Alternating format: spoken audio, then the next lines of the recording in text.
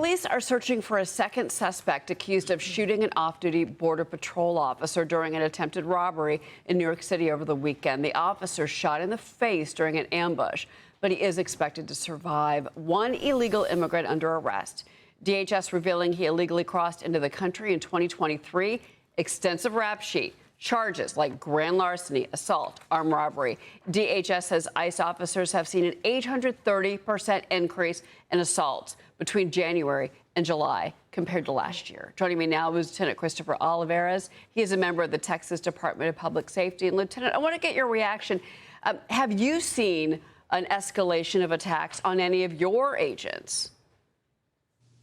Well, good morning, Cheryl. So first off, when I saw this video, it's very disturbing to see the fact that a off-duty CBP agent was attacked, was shot in the face, and also just the courage that this agent had just to return fire and shoot one of the suspects and be able to identify one of the suspects, as you just showed right there, with a lengthy criminal background. It really shows the result of catch and release policies from the last 4 years.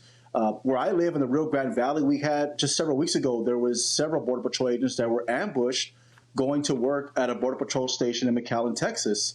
And I think this really just shows the escalation of violence towards agents, whether they're ICE agents, Border Patrol agents, or law enforcement in general, that are actually enforcing laws when it pertains to immigration or even criminal legal immigration.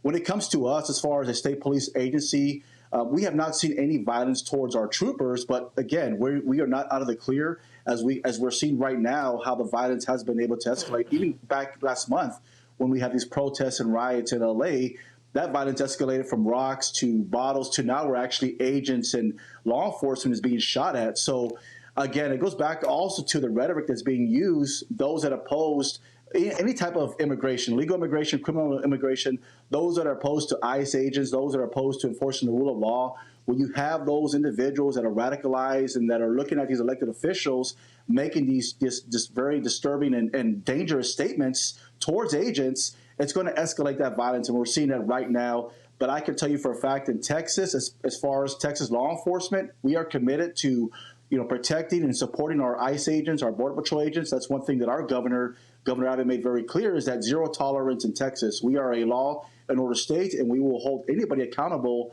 and hold them to the extent of the law if they attack or even threat any type of law enforcement officer, that's including ICE agents or Border Patrol agents. And there's a lot happening in Texas, and I'm going to get to that in a second with you. But I want to ask you about what happened in California, because Border Patrol agents raided a Home Depot in Sacramento.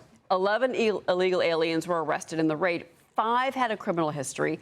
3 of them convicted felons. Plus, Democrats are now mad about this new plan by the Trump administration to house illegal migrants at military bases in New Jersey and Indiana.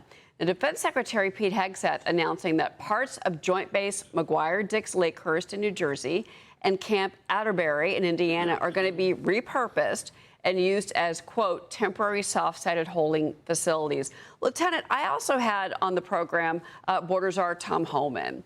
And one thing he told me, and this really got my attention, he said, I'm with the president on finding more facilities across the nation. He said, we need the beds.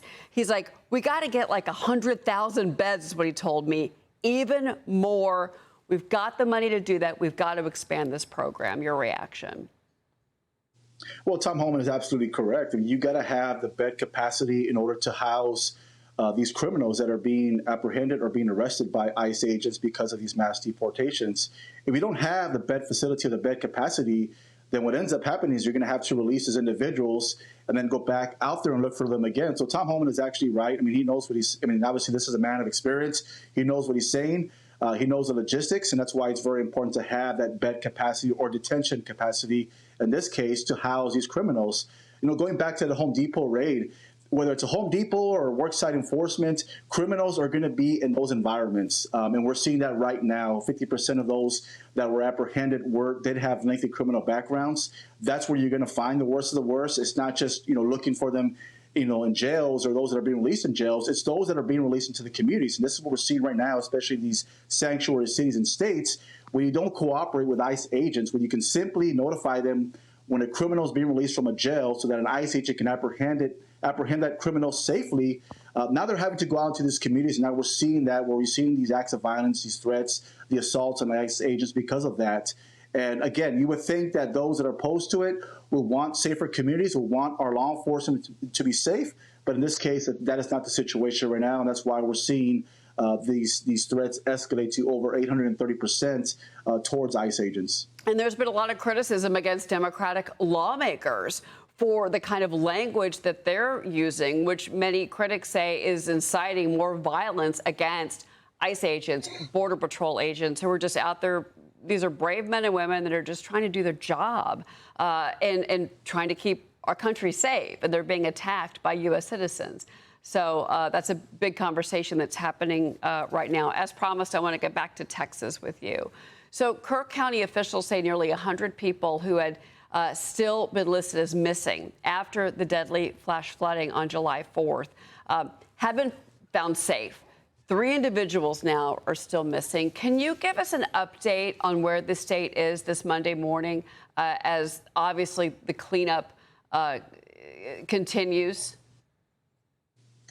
Sharon, I spent maybe the last couple of weeks there in Kirk County, where obviously this flooding took place, and I can't tell you, it's even hard to put into words just the fact that this community in the face of devastation has come together, unified.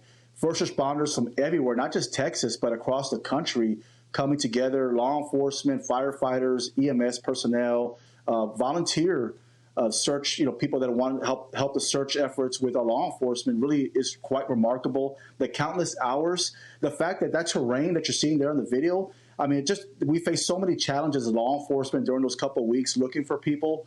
The fact that it still continued to rain the week after, that made it more challenging for search and recovery efforts, the debris, and just the wide span that we're having to search, over 40 miles. You're talking multiple counties having to search for the missing people and try to, get them accounted for and to bring some type of hope to the families.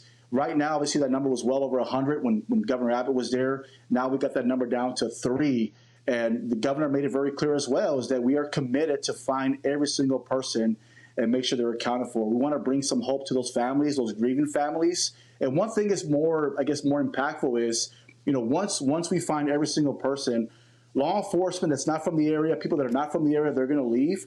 Those that still going to be there, those that work there, the city manager, the sheriff, the community members, the families, they are still going to have to live in those communities and actually, feel those impacts in the coming years, not just, rebuilding, but also a sense of just grieving for their loved ones that they've lost. And that's one thing that we want to provide to those families is a sense of hope and the fact that we are standing together. And I think that really underscores Texas strong, as the governor put it very, very well, is that we always come together no matter what the situation is. And that's what we did in these last couple of weeks in Kirk County. And I'm so glad that you mentioned the fact that the people of Texas, they are strong, they are family, they have their faith, and there's going to be years of rebuilding ahead. And I think it's important that people don't forget what happened there, and that people stay there as best they can or donate money, which our viewers have been doing. Exactly. Yeah, Lieutenant Christopher Olivarez, thank you so much for being here. And again, prayers out to the folks in Kirk County. Thank you, Cheryl. Well, following Fox's initial donation to the Kirk County Flood Relief Fund, our generous viewers have answered the call to action across all of our platforms. They've raised $7 million to aid Central Texas communities. You can still donate. There's a lot that still needs to be done. Visit go.fox/TXFloodRelief or scan the QR code on your screen to support relief and rebuilding efforts there.